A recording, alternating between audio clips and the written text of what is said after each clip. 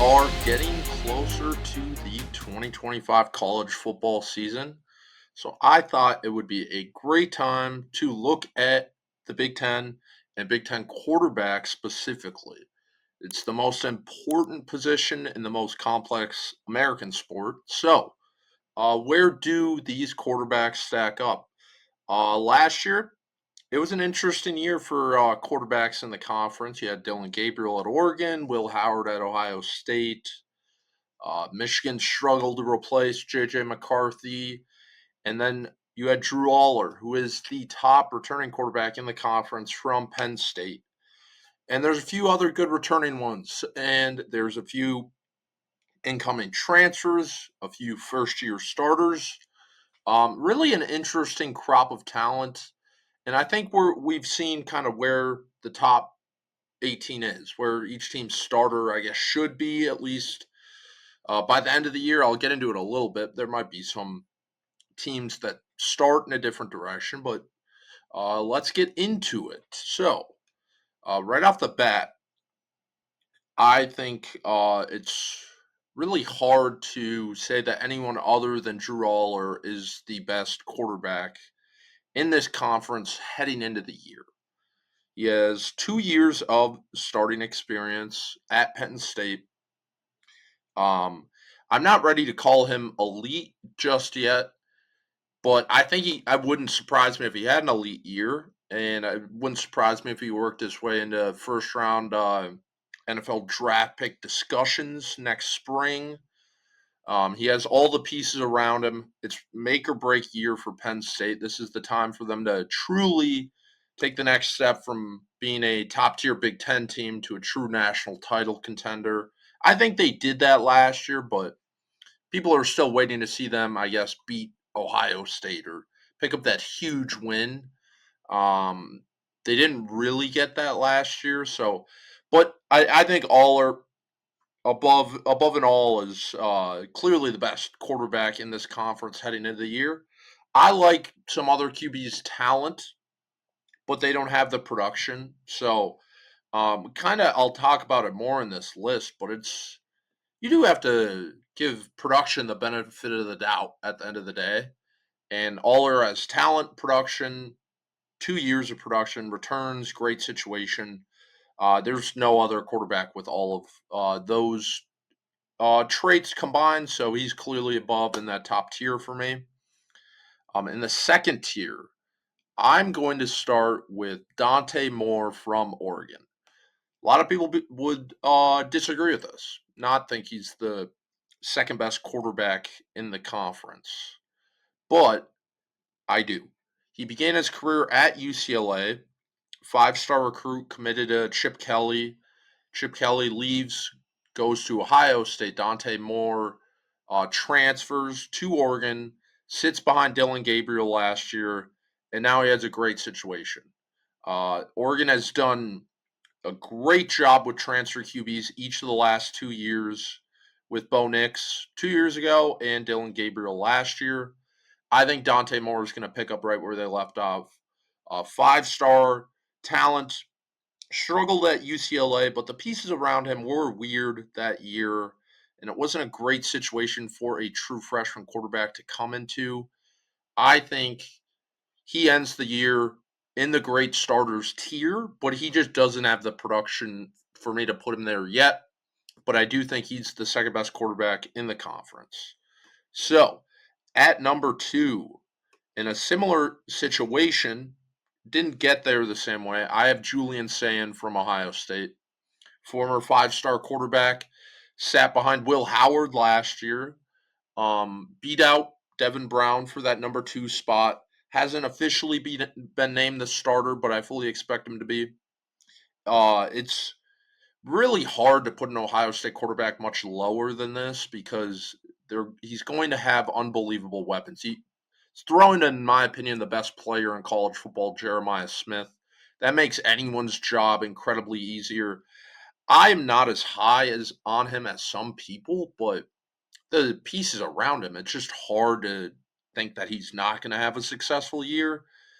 Again, wouldn't surprise me at all if he ended the year in the same tier as Drew Aller, but he has not started a college football game. So uh, a lot of these things, situation does matter, and he might have the best situation in the whole conference. So hard to put him much lower tier wise than the second tier. So I got him at the third best QB, second one in that potentially elite first year starters tier.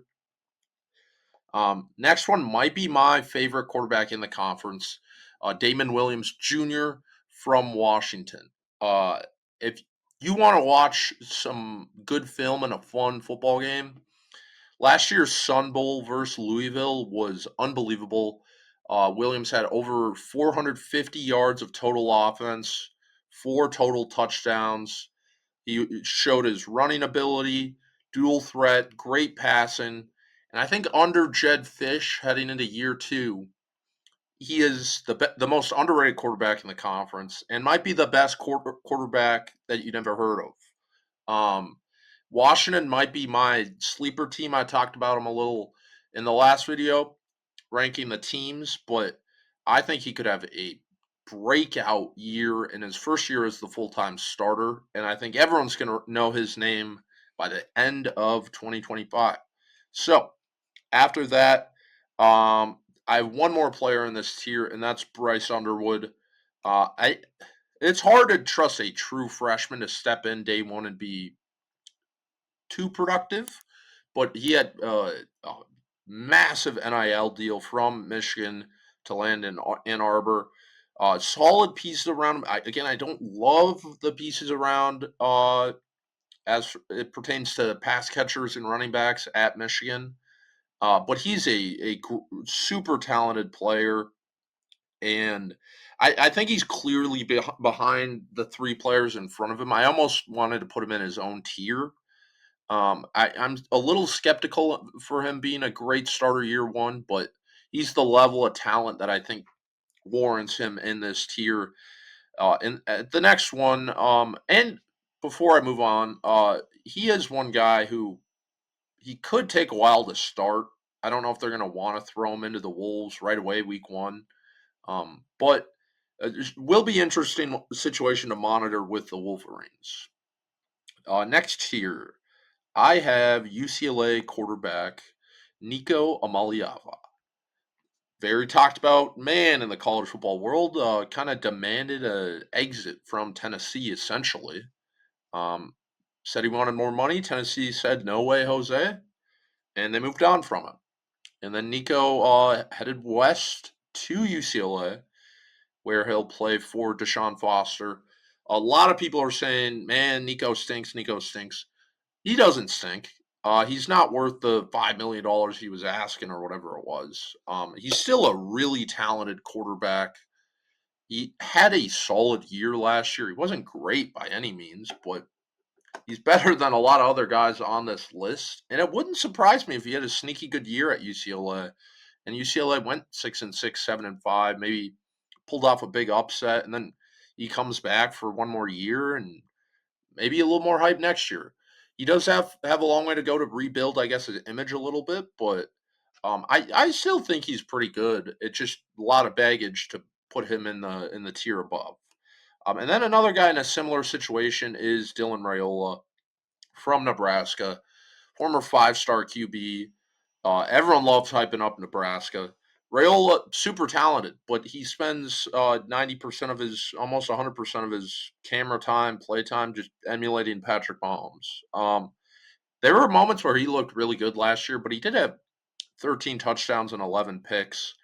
I think he could take a big step, but much like Underwood, I'm not buying Nebraska's pass catchers by any means. So situation matters. I think he'll be better this year, but he's not as good as Amaliava in my opinion. And the four quarterbacks in the tier above him are in better situations. So love the talent of Raiola, but I just can't warrant putting him any higher than here. In the next tier, in the Luke Altmyer tier, believe it or not, I'm putting Luke Altmyer. I didn't have any more of a creative name to put him, and he's just the most. I always talk with my friends about the most average quarterback in the NFL. Luke Altmyer is the most average quarterback in the Big Ten. Um, he's good, not great, not bad. Um, he wasn't really good in 2023 with Illinois. Almost lost his starting job, kind of did, and then he earned it back. Illinois goes 9-3 last year. He's not outstanding by any means, but he has a couple of really good games. Uh, his ceiling is just nowhere near the what is that? 6 players above him, a 7. I don't know how to count.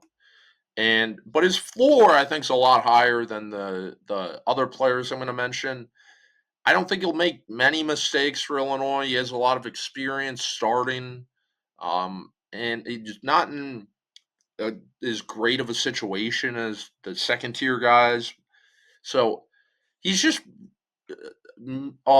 he's just average. So I put him in his own tier right in the middle because I think that's where he deserves to be. So next with the wild cards tier.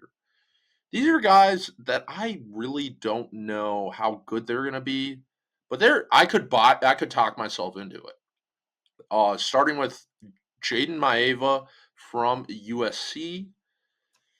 Interesting player, transferred from UNLV last year. Kind of an odd transfer. People were like, "Why would he give up his starting spot? He wasn't going to be the starter at USC." Uh, the Trojans opt to bench Miller Moss, and then Maeva comes in, kind of has an up and down end of the year. There are times where he was slinging it. He was slinging it in their bowl game against A&M, but he a lot of picks. I believe he had 7 picks in the last 2 games, maybe. No, 7 touchdowns, 5 picks, something like that. So, um, Lincoln Riley can make any quarterback look great, and I think Maeva could look great. Great situation, great play caller, great weapons around him. But it was too inconsistent last year for me to put him above Altmyer or put him in one of the other tiers. So he's a true wild card. Like I think he could be getting overlooked, and he might have a monster year this year and put up some Lincoln Riley numbers at QB. But he also could get benched, and that wouldn't surprise me. So that's why I put him at this tier. And then next I have Fernando Mendoza from Cal transferring into Indiana. A guy that was hyped up a lot in this transfer portal window for being a big time prospect here. And I do like him. I think he's good. He's a good quarterback. I'm not buying into him being better than anyone above him. He played at Cal last year. He played well against Miami. He played well in a couple of games. But the Big Ten's a different beast than the ACC. Playing outside in Bloomington, Indiana in October, November. I just Curtis Rourke, the guy they had last year, was from Canada, played in Ohio. He was a Big Ten QB. I'm just not ready to buy into Fernando Mendoza being a Big Ten QB. I like the talent. I think he can be a good starter. I just think his floor is a little lower than people are giving him, than people are saying. Uh, I don't think he'll get benched by any means, but I don't think he has the potential like Maeva even or Rayola or Amaliava. So that's why I put him here.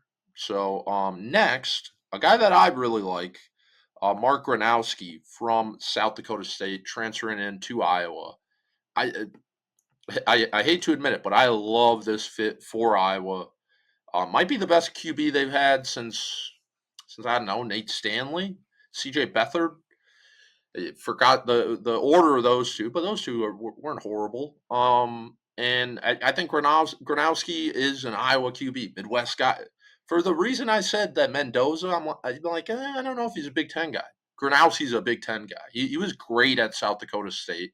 Making the FCS to Big Ten jump is a lot to ask. But I think we could see the best Iowa offense in a while. I think he fits their system very well.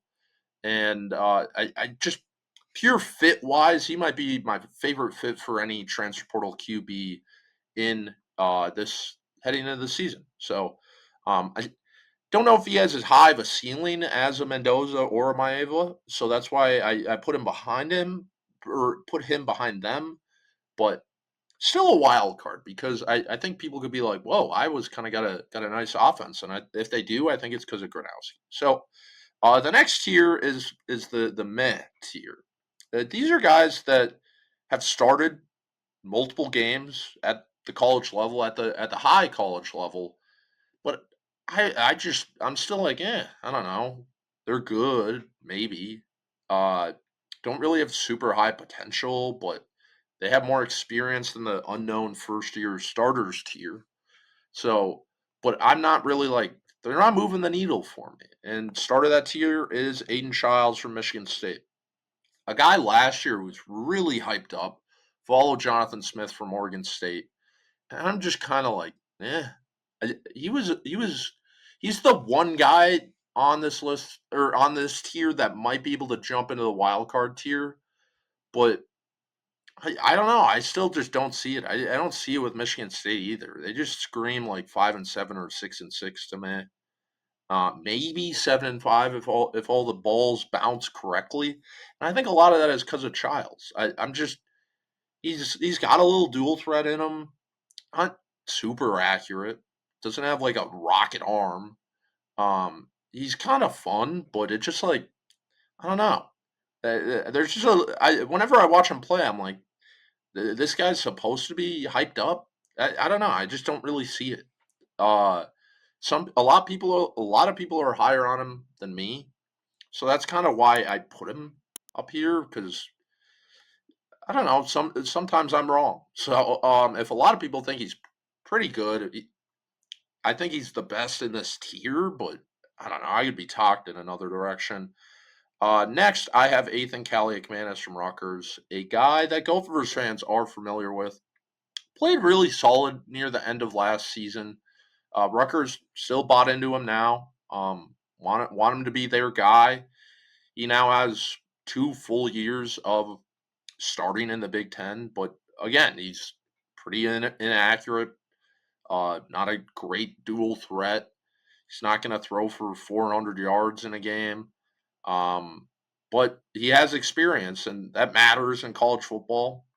Um, I don't think he has as high of a ceiling as the wild card tier or even Aiden Childs, but he has experience, so that's what puts him here for me.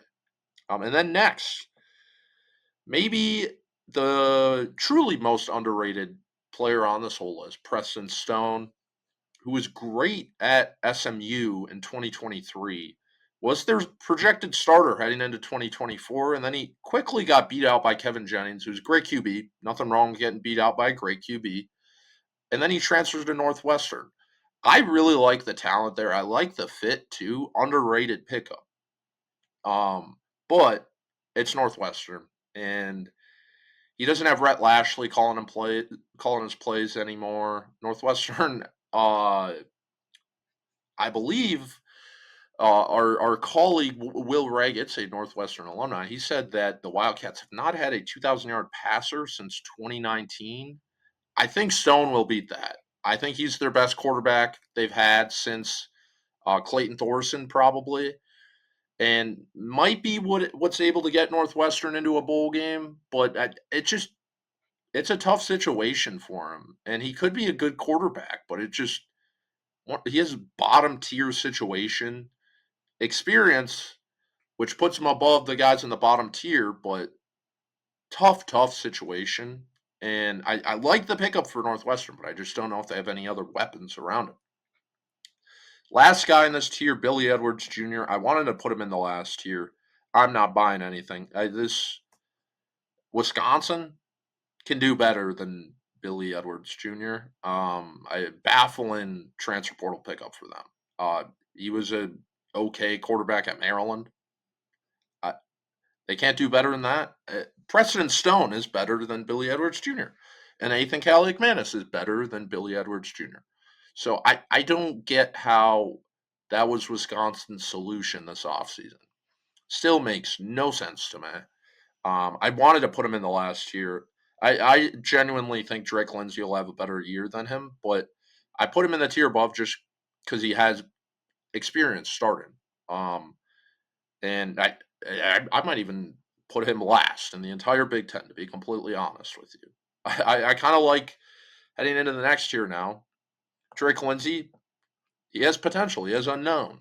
It's like you're on a game show. They're like, "Oh, do you want what's behind the mystery door, or do you want this $5?" And I think Billy Edwards Jr. is the $5, and Drake Lindsey's behind the mystery door. And he might have never started a college football game yet, but there's potential there.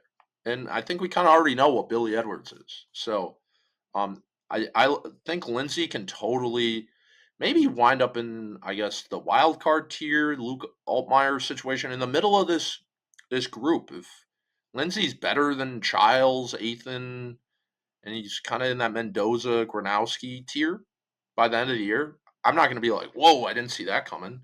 But he's just never started a college football game. So it's just hard to warrant putting him any higher than here.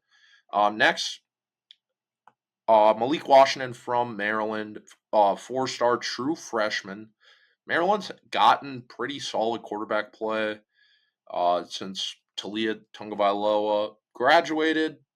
He was solid. They always have good offense. Mike Loxley always recruits kind of well, but they really never live up to their expectations. Just a weird football program in general, in my opinion. But Washington's a fun talent, so maybe he hits, and maybe he's this dynamic dual threat running all over the field, and maybe he's the guy that Maryland needs to take the next step. But again, he's a true freshman, and you can't really warrant putting him any higher. And then Malachi Singleton, Arkansas transfer at Purdue, a guy. He has the talent, I guess, but worst situation in the conference with Purdue right now. Just not many weapons. First year head coach. Hasn't started a college football game. Maybe he's one guy I would be very surprised if he is plays above this bottom tier of quarterbacks. I don't think we're going to be watching in October and being like, man, that Malachi Singleton, he sure can sling it around. So he's firmly in the bottom tier for me, and that's what we got. I think the quarterback talent in this conference underrated, and I think it's better than last year. And I think the Big Ten is better than last year, and this potentially elite first year starters tier is a big reason why. So, as always, I appreciate you guys for watching the video. Make sure to subscribe so you get notified whenever we upload a video talking about Minnesota sports. Make sure to check out our work on Gophers on SI, as well as Timberwolves, Twins, Vikings, and any other Minnesota sports on Bring Me the Sports. I appreciate you guys for watching, and until